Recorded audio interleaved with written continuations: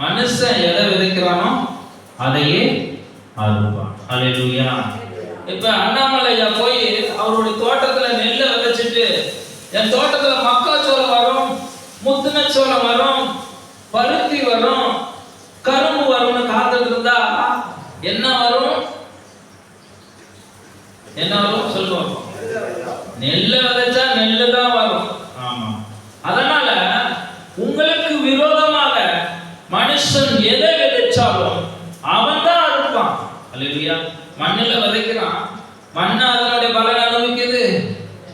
மண்ணு இல்ல, விதைச்சவன் தான் அனுபவிக்கிறான்.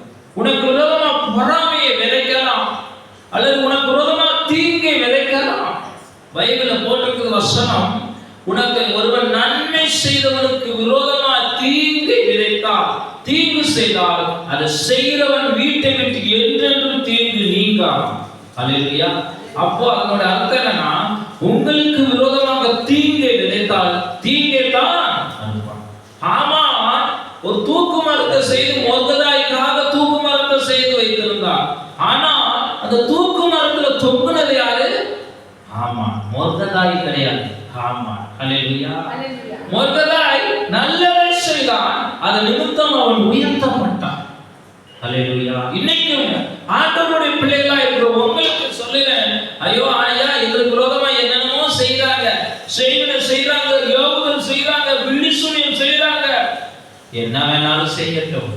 என்ன செய்றாங்களோ அதை அவர்கள் அறுத்துக் கொள்வார்கள். அதனுடைய பலனினால் அவர்கள் திருப்தி ஆவார்கள். ஆண்டவர் சொல்கிறார், அநியாயம் செய்கிறவர்கள் அநியாயம் செய்வதற்கான பிரதிபலனை அடைவார்கள். தேவனிடம் பட்சபாதமே இல்லை. அல்லேலூயா. அநியாயம், இந்த பில்லிசூனிய, ஏவுதல், மந்திரம் எல்லாம் அதுதான் அடங்கும். அவங்க என்ன செய்றாங்களோ அதற்குரிய பிரதிபலனை அவர்கள் அனுபவிப்பார்கள். சோர்ந்து போக வேண்டாம். ஆமென். உனக்கு விரோதமா தீங்கு செய்றாங்க என்றால் அதனுடைய பிரதிபலனை அவர்கள் அனுபவிப்பார்கள்.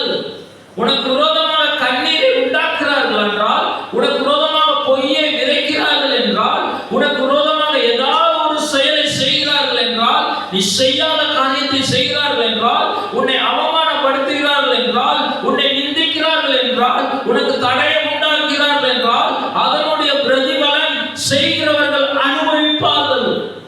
அதனுடைய அர்த்தம் தான், மனுஷன் எதை விதைக்கிறானோ அதையே அறுப்பான். அல்லேலூயா. நீங்கள் நன்மையை விதைத்தால் அதற்கேற்ற பிரதிபலன் ஆண்டவர் பிள்ளைகளாய் இருக்கிற உங்களுக்கு உண்டாகும். அதனால சோர்ந்து போகாதீங்க.